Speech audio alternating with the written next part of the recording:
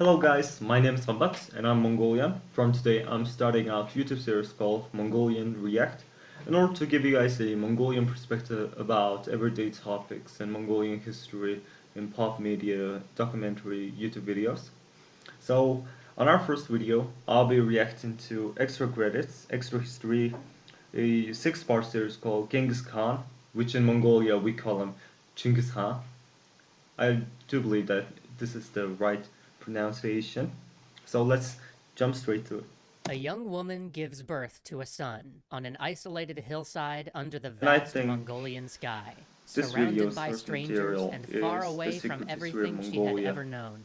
He would grow It's a up to be a great book, by the leader, way, to unite the if you want nomadic to tribes of Northeast read more Asia, about to Mongolia. found the largest contiguous empire humanity has ever known. He would grow up to be Genghis Khan. Genghis Khan. Let's pause. I wonder why the Westerners, they call him Genghis Khan, while in Mongolia and every Asian country we call him Genghis Khan. So I want to just correct the pronunciation of this video.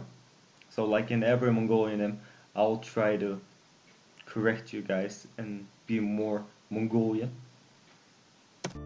The story of Genghis Khan truly Almost begins right. with his It's mother, Ocean. Olun. A young warrior traveled to her tribe in search of a wife. He brought gifts for her and her family, and he lived and worked with them for several years. Then, according to steppe tradition, they married. Once married, they set out on a weeks-long journey back to his homeland and his tribe. Yeah, that kind of dowry really existed, but it's not like slave or serf.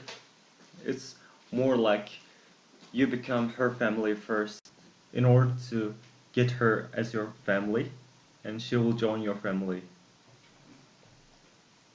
But as they crossed the isolated mountain valleys together, they were ambushed by a group of hunters. These valley hunters, who were far too poor to afford the wedding gifts necessary to secure a marriage with a woman like Olun, resorted to the second most common way of Wait, that's incorrect. That's really incorrect. I'm gonna correct this later. Let's just obtaining a watch wife on it the steppes, kidnapping. further. The couple knew that it was only a matter of time before the hunters found them. Olun, barely more than a teenager, embraced her husband one last time, and then, in a moment of true sacrifice. So, let's stop here. The Yusuke or Temujin's father, he was not really a poor hunter slash warrior. He was the leader of the tribe Borjigin, which is the tribe of Temujin, Genghis Khan. So he had money, he had herd, he had everything. But when he was hunting and searching for prey, he saw Odun, the Temujin's mother, and he was just so glamored by her beauty. So she just wanted to kidnap her and make her his bride. Convinced him to escape without her. If she stayed behind, the hunters would be so preoccupied with her that her husband would have a chance to escape. As legend tells, as her love turned to ride away, she took off her shirt and gave it to him so that he would remember her smell. In the tradition of the steppe, each person's breath and smell constitutes a part of their soul. By giving her husband her shirt, she was offering him a reminder of her love and her very essence. This was the last time Olun and her husband would ever see each other. She was brought to live with her kidnapper, Also, a man named fun little Yusuke, fact. and The Temujin's name, it is from a honorable warrior that Yusuke or Temujin's father slayed in battle. namesake. He was a very timid child, easily frightened, scared of dogs, often bullied by his older half-brothers. His father spared no love for him, once even forgetting him and leaving him behind when the tribe packed up to move to a new camp. So when Temujin turned 8, the earliest age at which it was acceptable to arrange a marriage for a boy, his father went out to find a family to marry him off to. Olun asked that they try to find a wife from her tribe, so he could grow up knowing some of his extended family, and it was agreed. They would ride to Olun's tribe. A few days and into they their got the journey, bride they from stopped at a small yurt to Hongre eat tribe, and rest. The which family is the hosting tribe them had a known young for daughter named their Borte. beautiful The girls. children seemed to get along, and So after some every negotiation, aristocrat Yusuke got his arranged for bride from Temujin to Hongre work tribe. for the family for several years as a sort of dowry. By the time his service was complete, the children would be old enough to marry. Thus, Temujin was just like I betrothed to mentioned, Borte, and it's his not father left really him dowry, behind to return it's to just his wives tradition. and other children. Along the way back, Yusuke came across a group of warriors celebrating a feast. As he sat down to join them, one of them recognized him as the man who had killed their comrade, Temujin, the man Yusuke had named his son after. To Now, exact this is the beginning of Temujin's change to becoming Genghis Khan. The Mirgit tribe poisoned his father. to his camp. His family realized the end was near and sent a messenger to summon Temujin, but they were too late. By the time Temujin returned, his father had died. Without anyone to provide for them, the 2 wives and 7 children Yusuke left behind were forced to fend for themselves. As their tribe abandoned them, Olun mounted a horse and mile after mile followed them, holding her husband's horsehair spirit banner aloft to remind them of the service he'd done. An old man took pity on them and spoke up, saying that the band should be ashamed of abandoning the family of a warrior. That moment forever changed Temujin. And the reason for abandoning them is because Temujin's father was the leader of the Borjun tribe, the tribe that led them. And when Temujin grew up to be a man, strong man, he would have a legitimate claim to the leadership position of the tribe. So the new leader just abandoned them in hopes of they starve and dying in the steppes. Eventually turned this young boy into Genghis Khan. That night, the tribe stole the family's animals and left, seemingly condemning them to certain death. But once again, Olun saved not just her Yes. children, but the entire They extended family. stole their She spent herd days foraging for and food. animals. The children bent her sewing needles into fish hooks They get and by. made arrows from sticks to hunt rats and small birds. They learned to tie bones to their shoes to make ice skates, both to play and also to hunt animals across the ice. Temujin learned not only survival techniques, but fundamental tactics. Temujin had few friends aside from his At this time, or like in even later ages, like until the Qin dynasty took over Mongolia, Mongolians were not really like agricultural. They were more of a hunter-gatherer, nomadic livestock people. tactics. Temujin had few friends aside from his siblings and half-siblings in the isolated steppe, but he did manage to befriend another child whose family sometimes camped nearby, a slightly older boy named Jamuka. The boy's hunt I'm gonna tell you guys the correct pronunciation. It's Jamu, not Jamuha. Jamu. hunted and played and explored the mountains together. Twice in their childhood, Yeah. they swore an oath to be Sworn ampe, or brothers. blood brothers. The first time, early in their And- friendship, they traded dice made from the knuckle bones of sheep, one of the few luxuries available to a child on the steppe. The second time, as young teenagers, they traded handmade arrowheads. Also, it's not After just the years tip of of the arrow. surviving as It was outcasts, whole Temujin's arrow. older They brother exchanged began arrows. to assert himself as the Arrows leader are of the really family. sacred. To show his dominance, he stole a fish that Temujin had caught. Later that same day, he stole a bird that Temujin had shot while hunting. Upset, Temujin and his half-brother Belgute went to their mother to tell her what happened. She said that they should worry more about the tribe who had abandoned them than fighting amongst themselves. Emotions raged, and Temujin stormed out. I He would love take the matters into animation his own style, by the hands. way. He had had It's enough really of good. other people taking from him. Killing his half-brother would make him the oldest male in the family. Then he would answer to no one. Temujin and Belgute tracked their older brother to a secluded spot in the woods.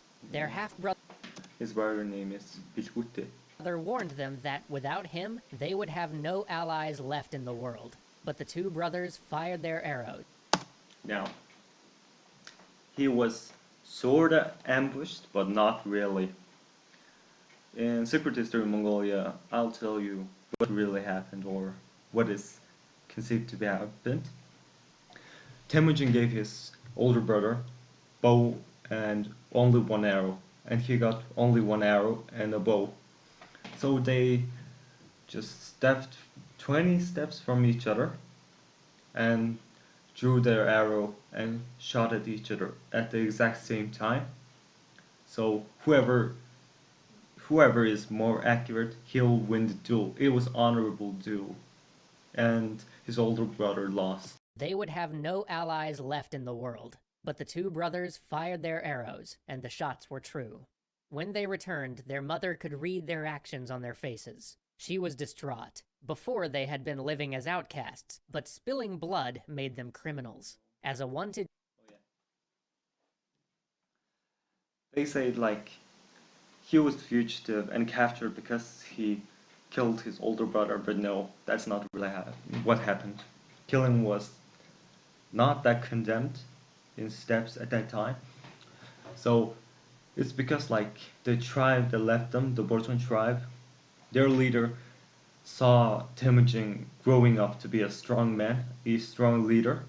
So he wanted to eliminate the problem when it was small. So he sent his soldiers or warriors to capture him, and he was captured for about like 3. Fugitive, Temujin was forced to flee, but he was quickly tracked down and captured by the very clan that had abandoned him years before. He was put in stocks and made to live as a servant to the tribe's slaves. But Temujin did not resign himself to this fate. He bided his time, waiting for the right moment. One day, he had been put under the care of a particularly small and easily distracted young boy. The warriors in the tribe were intoxicated after a day spent drinking. When nobody was looking, Temujin quickly swung his stocks around and knocked his young guard unconscious. Putting his self-taught tactics to work, he hid in some reeds nearby. He knew that his captors would assume that he had tried to run away and attempt to chase after him. Once the warriors had left the camp, Temujin escaped his stocks with the aid of a sympathetic local family and fled into the night.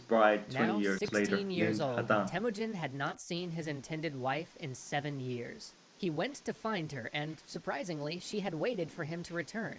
Despite knowing of his troubles with the steppe tribes, her family agreed to let the wedding proceed. According to custom, brides made a gift of clothing to the fathers of their husbands. The family offered Temujin a fine coat of black sable, the most prized fur on the steppe. But since Temujin's father was long dead, he had a better idea for how to use the coat.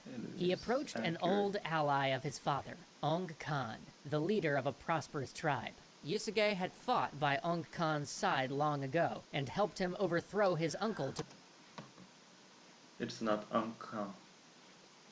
He was a great powerful Khan, but not Ong Khan. His name was really different.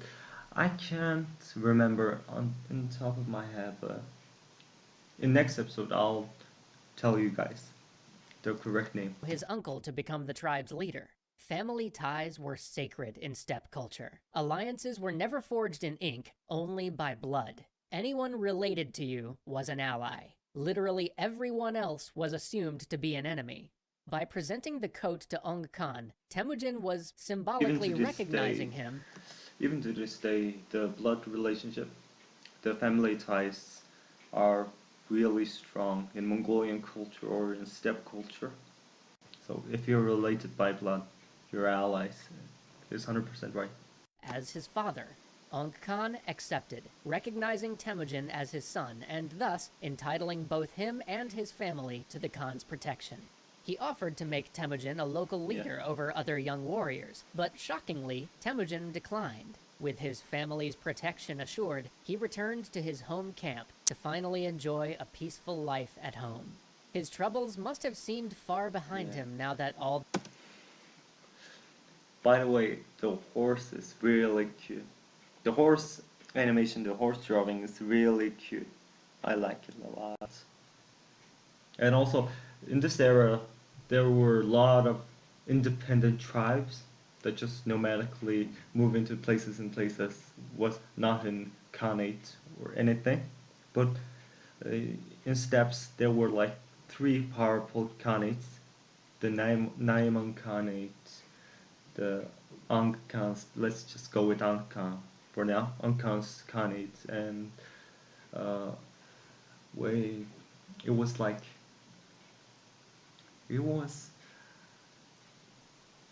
Tangut Khanate? Or was Tangut a Chinese? No, just let's go with the flow for The now. children were old enough to work in some way. They had their own camp, and they were under the protection of a powerful Khan. Temujin would have preferred to remain the ruler of this intimate clan, but the chaotic world of the steppe would not allow such a life. Learning that Temujin had married, the tribe from which Temujin's father had abducted his mother, Olun, decided that the time was ripe to take revenge for her abduction. Although Temujin's father was no longer alive, revenge was a family obligation. But the Merkits came.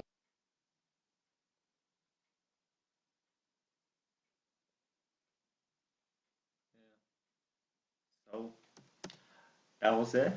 Pretty far, so good. And also, in Mongolian culture, the revenge or eye for an eye is really strong. Like revenge, getting a revenge for your family ties, getting revenge because someone wronged your family was really a thing. So, in conclusion, the series is quite good. Got some minor information wrong, but it's okay. And also, if you really want to read about Mongolian culture, Mongolian history, I can recommend you a great audiobooks and books. I just recommend you read The Secret History of Mongolia. So, thanks for watching. Be sure to look for second episode.